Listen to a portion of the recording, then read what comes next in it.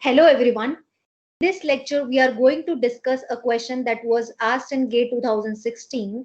The topic is CPU scheduling, which is under operating system, right? The question is that we are given four processes and the arrival time of each process along with its burst time is being given. Arrival time is the time when the process arrived, right? And burst time is the total time taken by the process to execute. Fine. Now, what we need to do is the algorithm that is being applied on this is preemptive shortest remaining time first, right? And it means that the process which takes the least time will occupy the CPU. Fine. And the turnaround time here is we have to find out the average turnaround time here, right? So we have to find out the average turnaround time. So now let's switch to the question and solve it. So I have taken the numerical here. So we are given four processes and we are given the arrival time of all these processes, right? And we are also given the burst time of each process. And we have to apply preemptive SRTF and we have to find out after that average waiting time. Fine. Now let's start the question without any delay. So if I talk about all these processes, as we can see at the 0th second, we have only one process which has arrived. And what is that process? We have only P1 with us.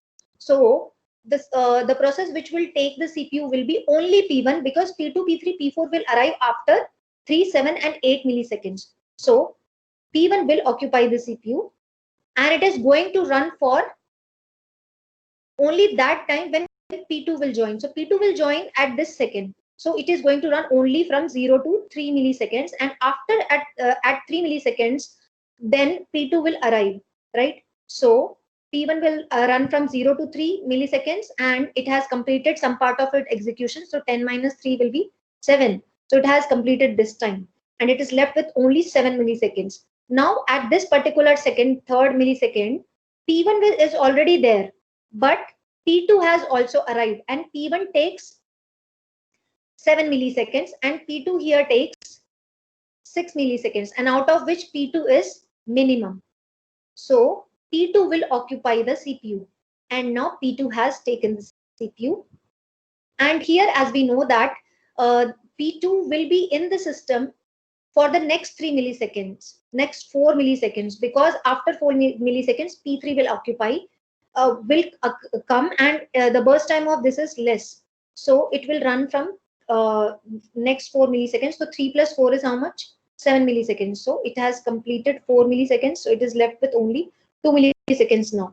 Now at this particular interval, we already have P1, we also have P2 with us, and we have P3. P1 takes 7 milliseconds, P2 is left with 2 milliseconds, and P3 is having only 1 milliseconds to run. So out of which P3 is minimum. So then P3 will occupy the CPU and P3 is going to run for next 1 millisecond. So it will be 7 plus 1, that is 8. So it has completed its execution, right? As it has completed its execution, so next what we need to do is this process has completed its execution, so it will no more be there in the system. Fine. And at the 8 millisecond, if we can see at the 8 millisecond, who has joined? P4 has joined. We already had P1, we had P2, and now P3 has arrived. So what is the burst time for all these processes? P1 it is 7, P2 it is 2, and P3 it is 3. And out of which P2 is left with the minimum burst time. So P2 will take the CPU. And here P3 took the CPU, here P2 has taken. So P2 actually preempted P1. And here P3 has preempted P2. Now who is going to preempt P3? P3 will be preempted by P2. And P2 is going to run for 2 milliseconds. So 8 plus 2 is 10. Now after this, it has also completed its execution. P2 has also completed the execution. Now we are left with only P1 and P4. So here, so at this millisecond, who is left? We have P1 with us, we have P4 with us. P1 will take 7 and P4 is going to take 3, which is minimum. P4 is minimum. So now P4 will preempt P2 and it will take the CPU and it will run for next 3 milliseconds. So 10 plus 3 is 13. And then finally, at this millisecond, we are only having P1 in our system. So then P1 will take the CPU and it is going to run for next 7 milliseconds. So 13 plus 7 is 20. So this is the Gantt chart for this process, for this algorithm, preemptive SRTF algorithm. Now what we have to do next is we are going to now find out the turnaround time of each process. So let's find out the turnaround time of each process. So the turnaround.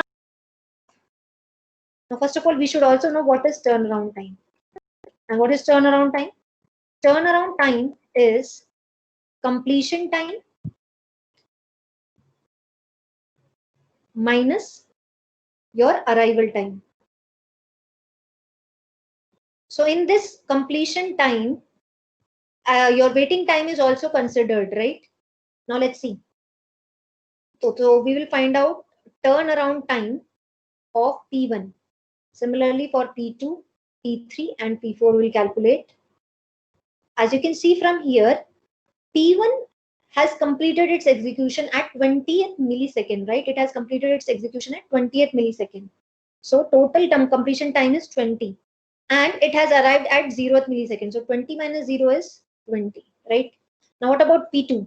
P2 completed its execution at 10th millisecond. So 10, but when did it arrive? It arrived at 3rd millisecond. So 10 minus 3 is 7. Now after that, what about P3? P3 completed its execution at 8 millisecond. So 8 is the completion time. And when did it arrive? It arrived at 7th millisecond. So 8 minus 7 is 1. And what about P4? P4 completed its execution at 13 and the arrival time is 8. So 13 minus 8 is 5. So these are the individual turnaround times of P1, P2, P3 and P4. But we need to find out what? We have to find out the average turnaround time. And the average turnaround time will be P1 plus P2 plus P3 plus P4 by 4. And what is that? So calculated 20 plus 7 plus 1 plus 5 by 4. And it is 33 by 4. Now what's the answer? The answer is finally 8.25. So this is your answer. And I hope you understood well how we calculated it.